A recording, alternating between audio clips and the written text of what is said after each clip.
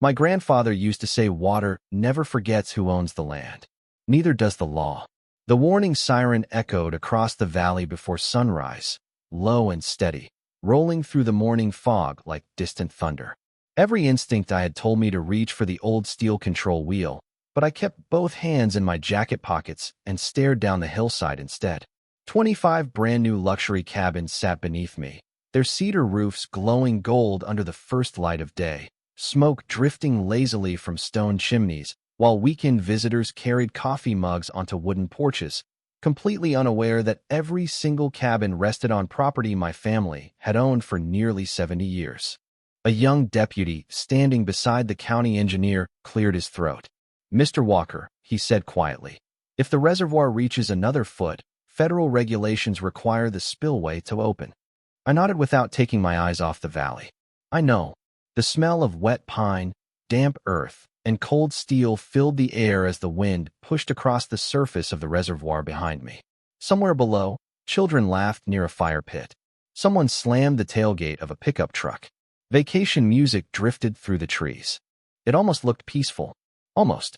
What nobody down there knew was that the lake behind me had been designed decades before any of those cabins existed. It wasn't built for scenery. It wasn't built for tourism. It was built to protect this valley exactly the way it was designed to do.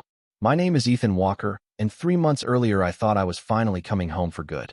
After 12 years working as a water resources engineer across Montana, Idaho, and Wyoming, I accepted a consulting position close enough that I could spend weekends restoring the old ranch my grandfather left me. That ranch wasn't just another piece of property. It was where I learned to fish before I could ride a bike. It was where I learned that fences mattered because promises mattered. Every weathered fence post, every gravel trail, every rusted gate carried memories that couldn't be measured in dollars. The old reservoir overlooking the valley was my grandfather's pride. Back in the early 1970s, he worked alongside state engineers to build a compact earth dam that collected spring runoff and protected neighboring farmland from seasonal flooding.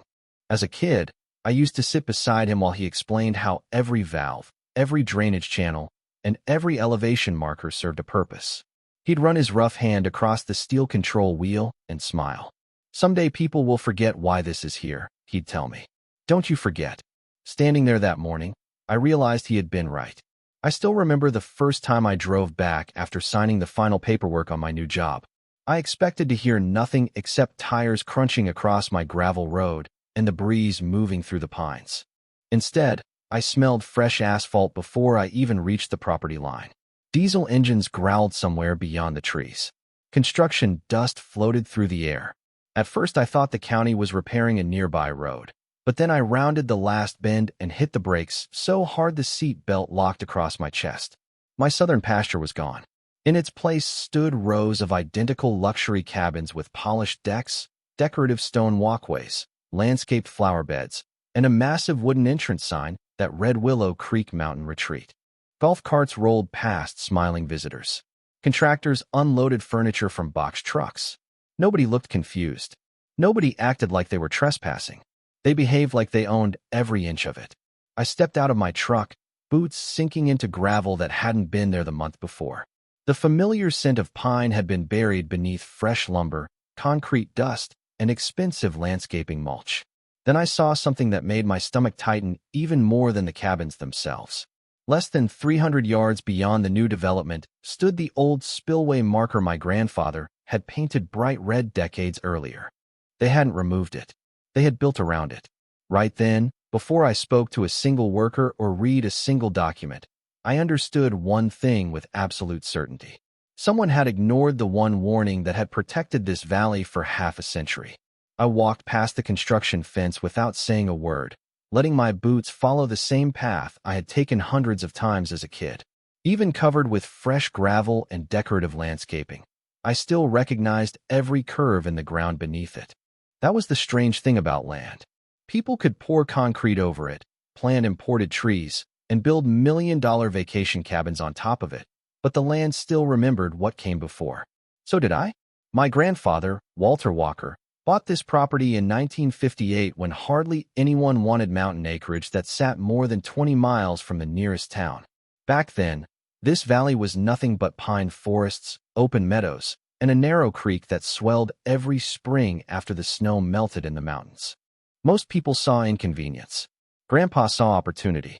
He spent years clearing trails by hand, repairing old fencing, and turning neglected ground into productive ranch land. My father grew up working beside him before eventually becoming a volunteer firefighter in the county. I grew up splitting my childhood between school during the week and weekends, following Grandpa across these hills with a toolbox that always felt too heavy for my shoulders. He never wasted words. Every lesson came with work. If a fence leaned, we fixed it. If a culvert clogged, we cleared it. If rain washed out a trail, we rebuilt it before breakfast the next morning. I can still remember the smell of fresh cedar boards mixing with hot coffee while sunrise painted the mountains orange. Those mornings taught me more than any classroom ever could. When I was 12 years old, Grandpa finally decided I was old enough to help inspect the reservoir. We climbed the narrow service road before daylight, carrying grease guns, wrenches, and a notebook filled with handwritten maintenance records going back decades. The steel control well looked enormous to me then. Rust-colored stains streaked the concrete walls, birds nested beneath the railing, and cold mist drifted off the water every single morning. Grandpa rested one weathered hand on the wheel and pointed toward the valley below. He explained that the dam was never built to create a pretty lake. It existed to manage water during heavy runoff, protecting farms and homes farther downstream whenever spring storms filled the reservoir faster than nature could drain it. Every measurement mattered. Every inspection mattered. Every valve had been engineered for a reason. He made me memorize the bright red elevation markers mounted along the spillway wall because someday, he said, those numbers could save someone's livelihood. I did not fully understand his words then, but I never forgot them. Years later, while studying civil engineering at Montana State University, I found myself drawn toward hydraulic systems almost without realizing why. While other students dreamed about skyscrapers or highways, I wanted to understand rivers, reservoirs, drainage systems, and flood control. Every blueprint reminded me of that old notebook Grandpa carried beneath his arm. Every engineering equation felt connected to memories of standing beside him in the morning fog listening to water moving through concrete channels. After graduation, I spent more than a decade designing municipal drainage projects and evaluating aging dams across the Northwest. My coworkers joked that I could identify a spillway problem from half a mile away. They were probably right. Water leaves clues if you know where to look. During all those years away, I came home whenever work allowed. The ranch changed very little. Grandpa refused every offer from developers who wanted luxury homes overlooking the reservoir. He would smile politely, shake their hands, and tell them the same sentence every time. Some things are worth more than money. Even after he passed away 5 years earlier, I honored that promise. The property stayed exactly as he intended. Taxes were paid automatically through the family trust. Local contractors inspected the dam every season. The gates were serviced on schedule. Survey markers remained untouched. Nothing about ownership had changed. At least, that was what I believed until I stood there watching strangers carry suitcases into cabins built on the same pasture where my grandfather once taught me how to mend fences beneath a sky that suddenly felt much smaller than I remembered. The first person I met was not a construction manager or a surveyor. It was a woman wearing an ivory blazer that probably cost more than my first pickup truck. She stepped out of a white luxury sport utility vehicle without hurrying, dark sunglasses resting on perfectly styled hair, smiling the kind of smile that looked practiced in a mirror long before it reached another human being. "You must be Ethan Walker," she said before I introduced myself. "I am Victoria Caldwell, president of the Willow Creek Property Owners Association. We have been expecting you." Her perfume drifted through the cool mountain air, strangely out of place against the smell of fresh-cut lumber and damp pine needles. She extended her hand as though we were meeting at a charity fundraiser instead of standing on land my family had owned for generations. I looked past her toward the cabins instead. Crews were hanging porch swings, electricians were finishing light fixtures, and landscaping trucks rolled across what used to be our south pasture. It looked less like a construction site and more like a grand opening. "You built all of this without speaking to me?" I asked. She folded a leather portfolio against her arm and gave a patient little laugh. "Mr. Walker, the paperwork has already been settled. The previous records showed this acreage as abandoned agricultural property. The community has invested several $1 million revitalizing it. We are bringing jobs, tourism, and higher property values to the valley. I glanced toward the old red spillway marker standing only a few hundred feet behind the nearest cabin. The bright paint had faded after decades of mountain winters, but it was still impossible to miss if someone bothered to look. Nobody had. Victoria noticed where I was looking and shrugged. That old concrete structure has not been relevant for years. Hearing those words felt like listening to someone confidently explain that mountains no longer needed gravity. She had no idea what she was talking about, yet she spoke with absolute certainty. That confidence turned out to be her greatest weakness. Over the next hour, I learned more about Victoria Caldwell than she probably intended to reveal. She had built a reputation throughout the county as someone who transformed quiet neighborhoods into profitable communities. Real estate magazines praised her vision. Local business owners praised the tourism dollars she attracted. County officials praised her ability to complete projects quickly. Everywhere I looked around the development, I saw polished signs carrying the same carefully designed logo. Willow Creek Mountain Retreat. Luxury cabins. Private nature escape. Every brochure showed families roasting marshmallows, couples drinking coffee on scenic decks, and hikers smiling beside crystal-clear water. Ironically, the very lake featured in those advertisements existed because my grandfather had built the reservoir they barely acknowledged. As Victoria walked me through the property like a tour guide showing off a museum, she proudly explained how the cabins had sold out nearly every weekend before construction even finished. Investors from Bozeman, Missoula, and even Denver had purchased vacation packages months in advance. She talked about expansion plans, additional cabins, a wedding venue, and a lakeside event pavilion. Every sentence carried another assumption that this valley already belonged to her organization forever. Then she stopped beside a decorative stone monument displaying the community map. My ranch house appeared only as a tiny square near the northern edge, while the rest of my family's acreage had been colored beige and labeled Community Recreation District. She tapped the map with one perfectly manicured fingernail. "You still have your residence, of course," she said. "We are reasonable people. If you decide to cooperate, we would even consider purchasing your remaining acreage at a generous price." I could hear birds singing somewhere beyond the construction noise. Wind rustled through the pines exactly as it always had. Nature sounded completely unchanged despite everything humans had built beneath it. I looked from the map back toward the hillside where the reservoir rested quietly behind the old dam. Victoria mistook my silence for defeat. She smiled wider. Sometimes progress requires letting go of the past. I almost answered immediately, but Grandpa had spent years teaching me another lesson. When someone reveals exactly how little they understand, the smartest response is usually to let them keep talking. So I simply nodded once, thanked her for the tour, and walked away while she watched with the satisfied expression of someone absolutely convinced the story had already reached its ending.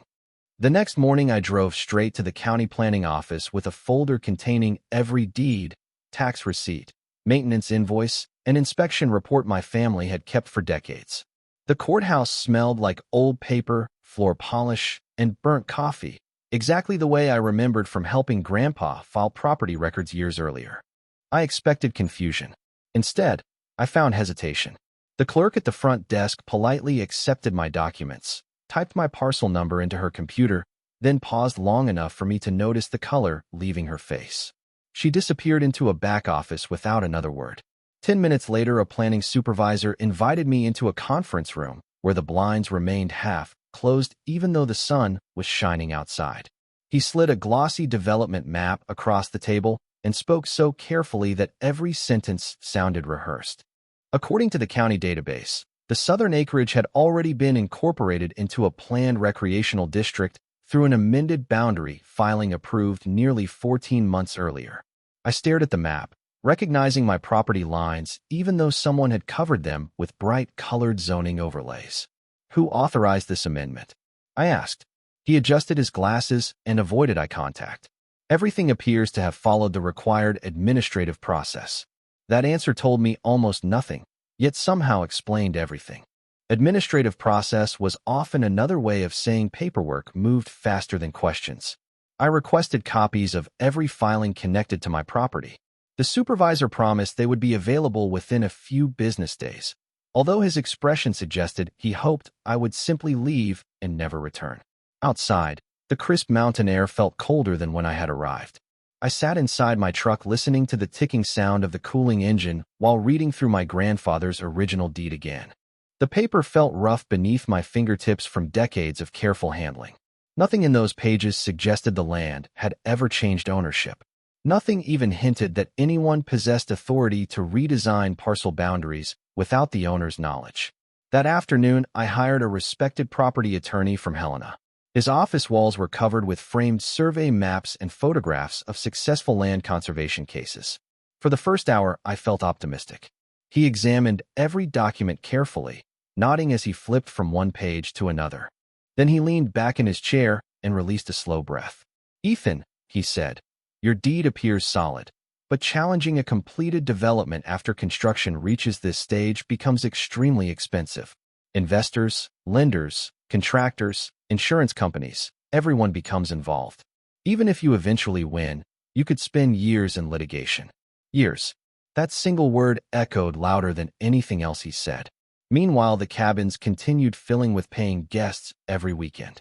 I drove home through the valley just before sunset and watched families unloading fishing poles, folding chairs, and coolers from sport utility vehicles parked exactly where our cattle once grazed.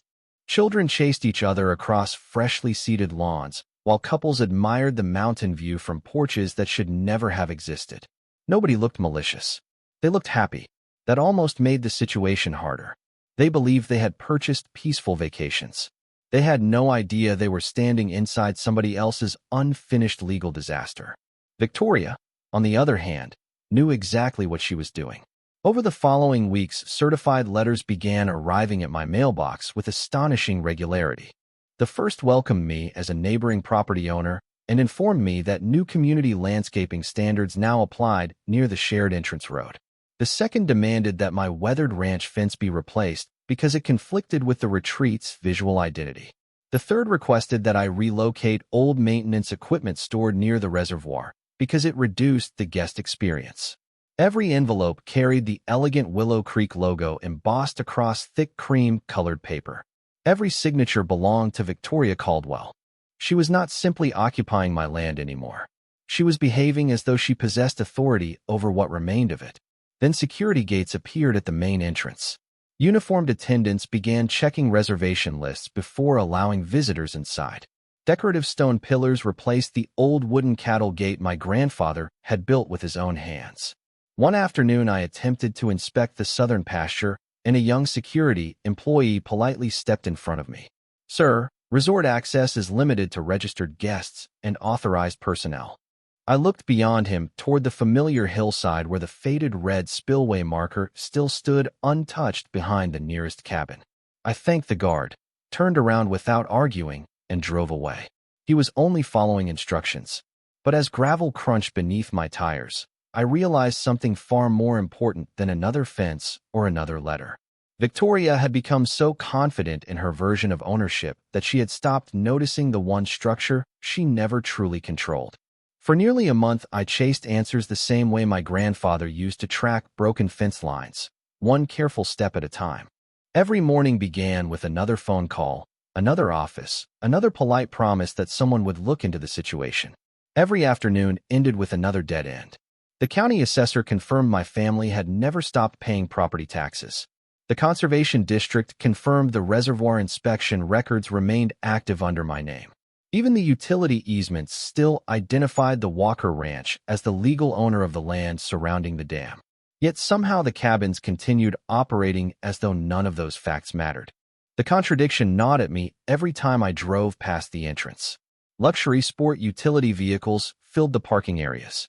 Families checked into cabins carrying hiking boots and picnic baskets. Wedding photographers posed couples beside the lake while drones buzzed overhead, capturing scenic footage for social media.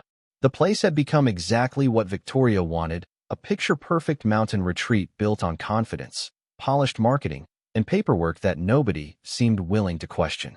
One rainy Tuesday, I attended a county commission meeting hoping someone would finally explain how millions of dollars in construction had appeared on privately owned land. The meeting room smelled of damp coats and stale coffee. Residents debated road repairs, wildfire prevention grants, and livestock fencing while I waited through nearly 2 hours before my turn arrived. I stood, introduced myself, and calmly presented copies of my deed along with photographs showing the cabins sitting inside my surveyed property boundaries. Several commissioners studied the documents with genuine concern. One even whispered to another while comparing parcel maps. For a brief moment, I believed someone had finally noticed the obvious. Then the county attorney quietly leaned toward the chairman and handed him a folded note. The atmosphere changed almost instantly. The chairman thanked me for my comments, explained that ongoing administrative matters could not be discussed during a public meeting, and moved directly to the next agenda item. Just like that, my family's land disappeared beneath procedural language. Walking back to my truck, I could feel cold rain soaking through my jacket while frustration settled heavier than the weather. My attorney called later that evening with another disappointing update. He had requested development files from multiple agencies, but several key documents remained unavailable because they were supposedly archived off-site. Someone is slowing everything down, he admitted.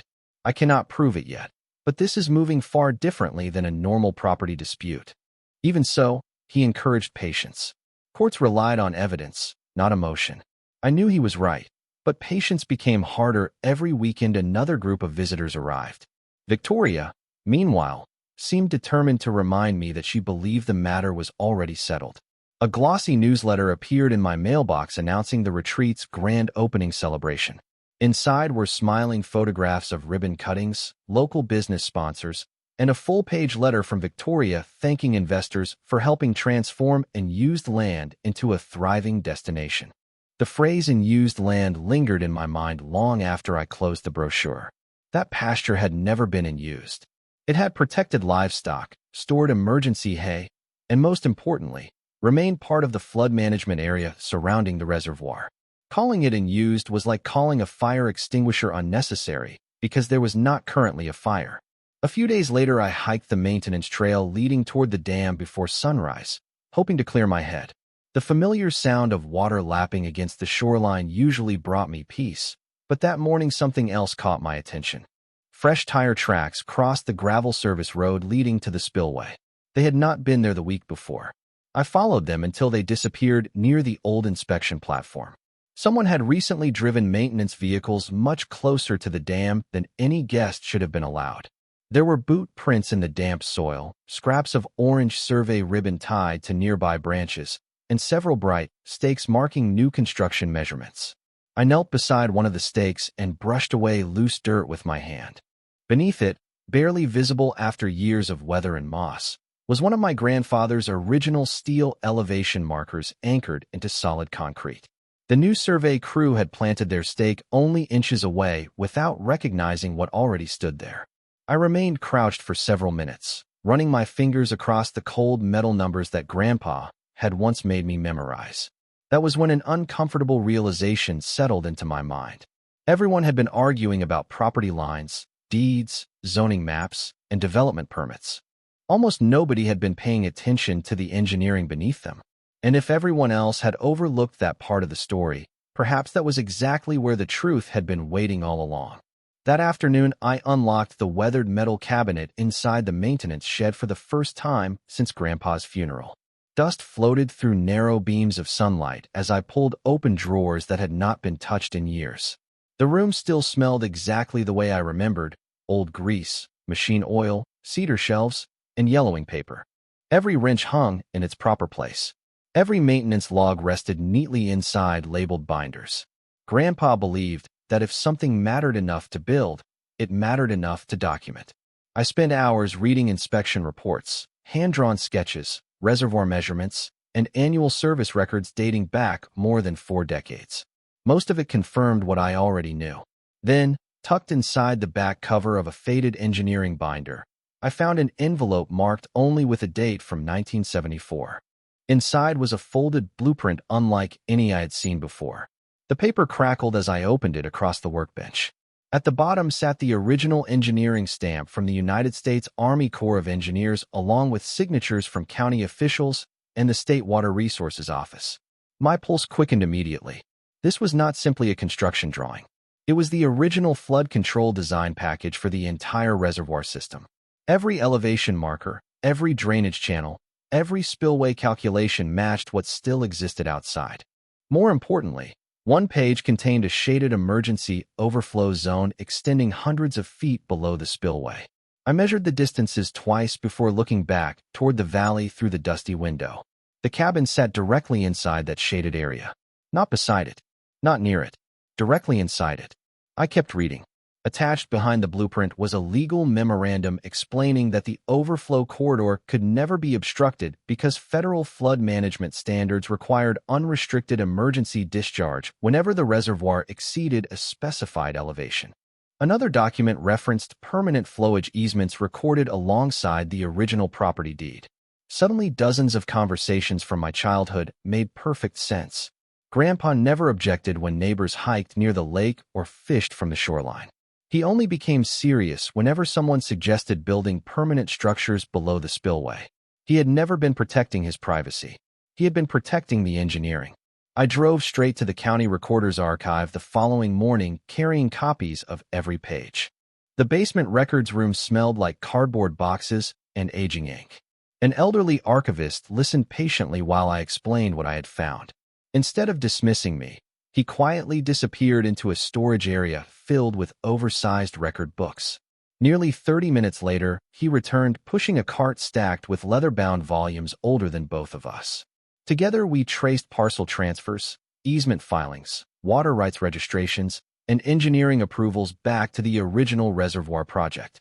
Then he stopped on one particular entry and slid the book toward me. Recorded alongside my grandfather's deed was a perpetual flood easement protecting the emergency spillway corridor. The language was remarkably clear.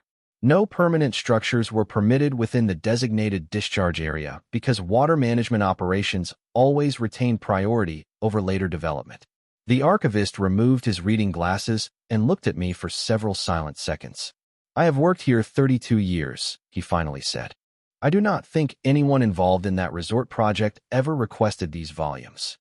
I almost laughed, not because anything seemed funny, but because the answer had been sitting quietly on a shelf while everyone argued over zoning maps and committee approvals. They searched modern databases. They never searched history. Before leaving, I requested certified copies of every relevant filing. The archivist nodded without hesitation. "You are going to want everything," he said, "especially the inspection orders." Back at the ranch, I spread every document across the kitchen table beside the original blueprint. Piece by piece, the entire picture emerged.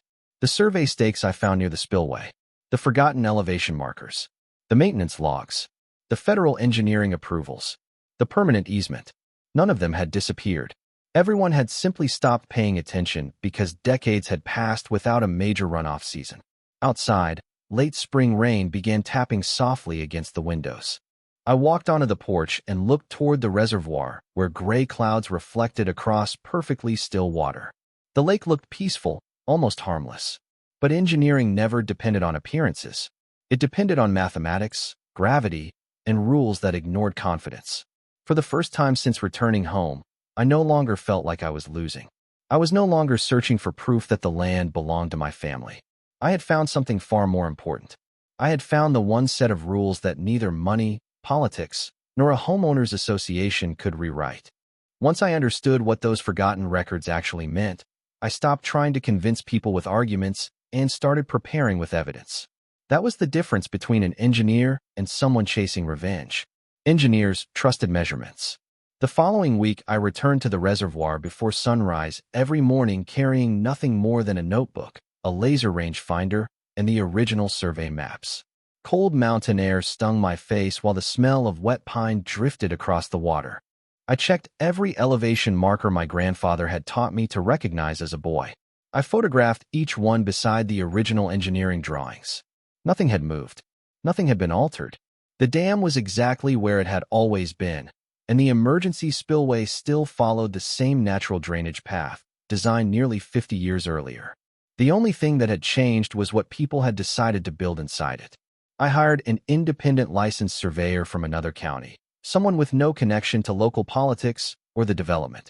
We spent 2 full days verifying property boundaries, flood elevations, and discharge corridors. Every measurement matched the original federal plans within inches. When he finished reviewing the documents, he looked back toward the cabins and slowly lowered his clipboard.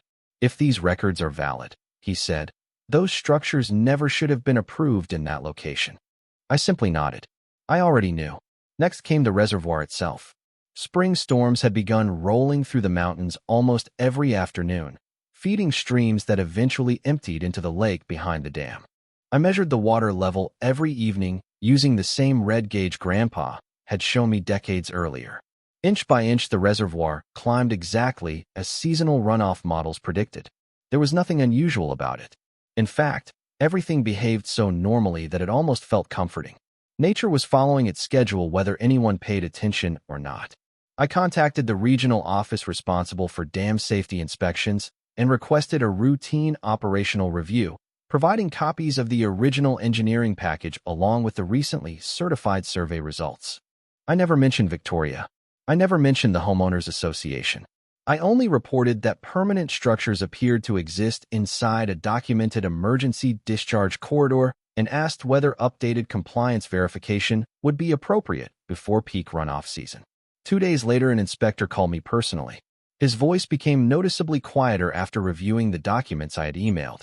"Mr. Walker," he said, "please do not alter the dam or operate any equipment outside normal procedures. We will be sending a field team." "I would not dream of doing anything else," I answered. That was the truth. I had absolutely no intention of touching a single control until authorized personnel instructed me to do so. Meanwhile, life at the retreat became even busier. Every weekend, more vehicles arrived. Kayaks lined the shoreline. Wedding decorations appeared beside the cabins. Victoria proudly posted promotional videos online celebrating record reservations and announcing plans for additional expansion before the end of summer. She smiled beside the reservoir as if the lake existed only to improve the view from her investment. I watched those videos without saying a word. Every new cabin booking, every corporate retreat, every glowing review made her confidence stronger. It also made the coming inspection far more significant because the entire operation had now become impossible to ignore. Several days later, the federal inspection team arrived in unmarked pickup trucks carrying surveying equipment, digital mapping tools, and thick binders filled with engineering references. I met them at the maintenance shed where I laid every original document across the old wooden workbench. One inspector paused when he noticed my grandfather's handwritten maintenance logs. He carefully turned each page before smiling to himself. "You do not see record keeping like this very often anymore," he said. For nearly 6 hours, we walked every section of the reservoir, the embankment, the spillway, and the downstream channel. Nobody rushed. Nobody speculated. They measured, photographed, compared elevations, and quietly discussed calculations that sounded wonderfully familiar after years spent working on similar projects. Late that afternoon, we climbed back to the top of the dam as light rain began tapping softly against the steel railing. One inspector looked toward the valley where the 25 cabins sat peacefully beneath darkening clouds. He folded his survey map, slipped it into his case, and said something I had been waiting months to hear. "If forecast rainfall continues," he said calmly, "this facility must be operated exactly as its federal design requires." I looked across the still water behind us, then down toward the cabins below, remembering my grandfather's weathered hand resting on the old control well all those years ago. He had never built this place for one season or one generation. He built it so the rules would still matter long after everyone else forgot them. Rain arrived 3 days earlier than forecast. It started as a light drizzle that softened the dust on the service road and coated the pine needles with tiny silver drops. By the second afternoon, the steady rhythm of rainfall echoed across the reservoir without interruption. Every creek feeding the lake carried more water than the day before. Every measurement I recorded matched the projection models almost perfectly. There was nothing dramatic about it. This was simply what mountain watersheds had always done after a healthy spring storm. The only difference was that this year, 25 luxury cabins stood exactly where the original engineers had warned permanent structures should never exist. Early the following morning, 2 federal inspectors, a county engineer, and the regional dam safety coordinator met me beside the control building. The smell of wet concrete mixed with fresh rain and machine oil as we reviewed the latest reservoir readings. One inspector compared the water elevation against the original operating manual before quietly nodding. "We have reached the mandatory release threshold," he said. "Normal spillway operations will proceed in accordance with the approved flood management plan." No excitement, no raised voices, just a calm decision based entirely on engineering standards that had existed for nearly half a century. I placed my hand on the old steel control Grandpa had taught me to respect when I was barely tall enough to see over the railing. Cold rain collected on the weathered metal beneath my fingers. For just a moment, I remembered his voice reminding me that the dam never belonged to one person. It belonged to its purpose. At the inspector's instruction, I slowly turned the wheel exactly as outlined in the operating procedure. Deep inside the structure, gears engaged with a familiar metallic rumble. Seconds later, the first controlled flow entered the spillway, moving smoothly through the concrete channel exactly as the original blueprints intended. The sound grew from a quiet rush into a steady roar that echoed across the valley. Water followed gravity with perfect indifference. It did not know about real estate brochures or property values. It simply followed the path engineers had designed decades before. Down below, resort staff began noticing the increased flow almost immediately. Maintenance workers hurried toward the lower pathways while guests gathered along decks to watch what many assumed was an impressive demonstration of the nearby reservoir. Some even held up phones to record the scene. Victoria Caldwell arrived in another white luxury sport utility vehicle, stepping out with the same confident expression I had seen weeks earlier. Even from the top of the hill, I could see her pointing toward the spillway while speaking rapidly with county personnel. One of the inspectors calmly handed her a packet of documents. She flipped through several pages before looking uphill toward the dam. Her posture changed almost instantly. The smile disappeared. The certainty vanished with it. Within minutes, emergency management officials instructed resort staff to guide every guest toward higher ground as a precaution during the controlled release. The evacuation unfolded in an orderly manner, with families gathering belongings, loading vehicles, and following deputies directing traffic away from the lower cabins. Nobody panicked because the release was controlled exactly as designed. Safety remained the first priority from beginning to end.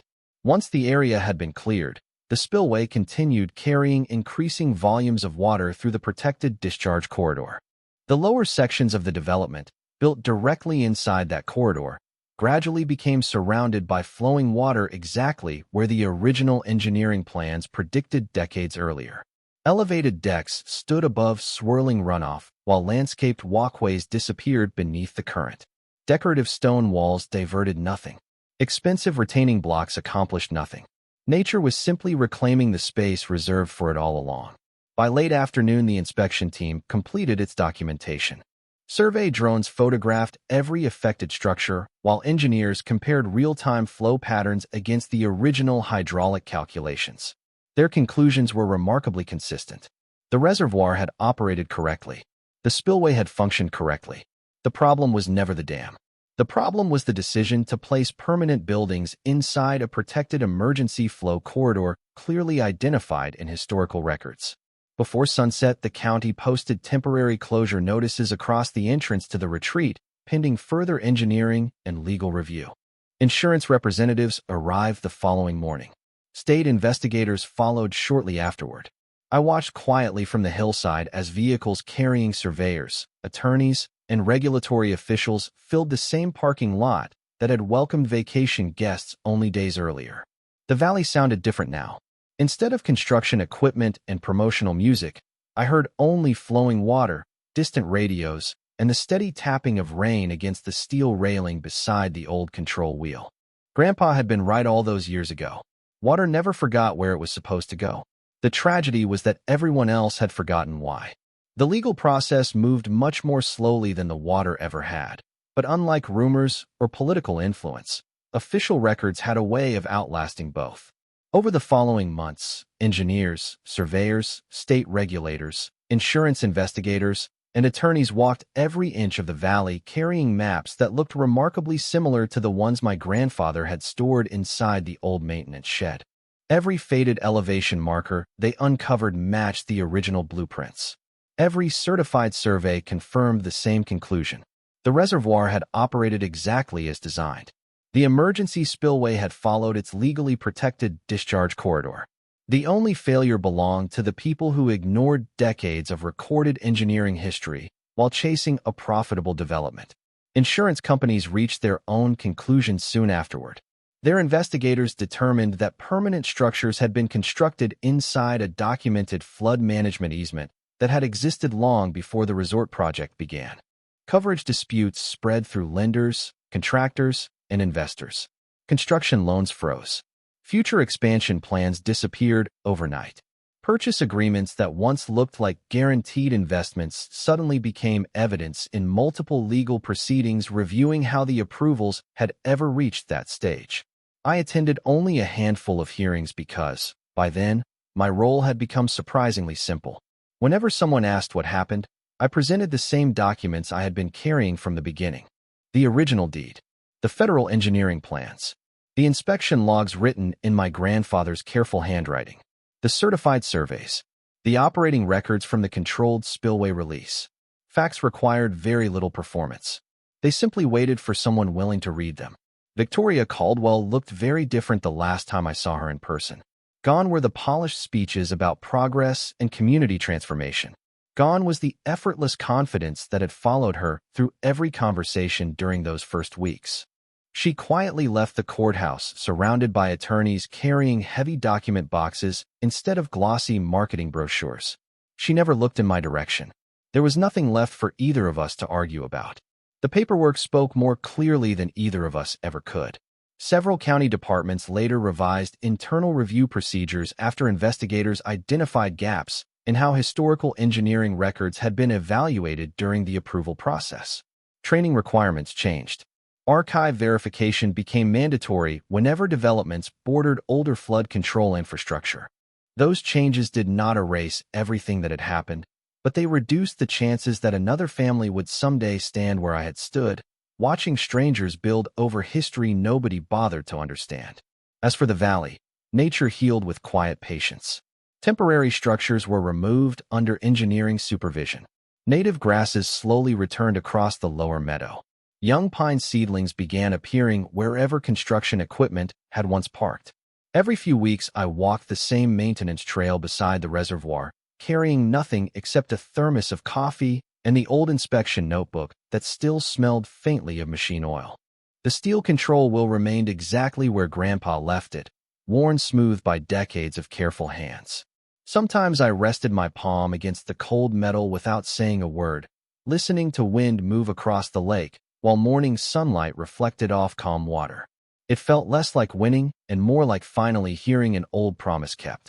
One autumn afternoon, I installed a small bronze plaque beside the maintenance shed. It did not mention lawsuits, developers, or homeowners associations. It simply recognized Walter Walker, who believed that good engineering protected communities long after the people who built it were gone. Below his name, I added one sentence he had repeated throughout my childhood. Respect the land, and the land will take care of those who respect it. Visitors occasionally stopped to read those words before continuing toward the overlook above the reservoir. Most never know the entire story hidden beneath the peaceful scenery stretching across the valley below. They see clean water, healthy forests, open meadows, and a quiet ranch that somehow survived decades of change. I see something else. I see every lesson Grandpa taught me while tightening bolts before sunrise. I hear the steady hum of flowing water moving exactly where careful minds intended it to go. I remember that true justice rarely arrives with shouting or celebration. More often it arrives in the form of forgotten records, patient preparation, honest work, and the simple decision to let truth stand on its own. People often ask whether I planned everything that happened after I returned home. The answer is no. I never controlled the weather. I never changed the laws. I never moved the water. All I did was remember what everyone else had forgotten. And in the end, the strongest force in that valley was never anger, money, or influence. It was the quiet certainty that gravity, history, and the law have something important in common. They all work eventually, whether people believe in them or not.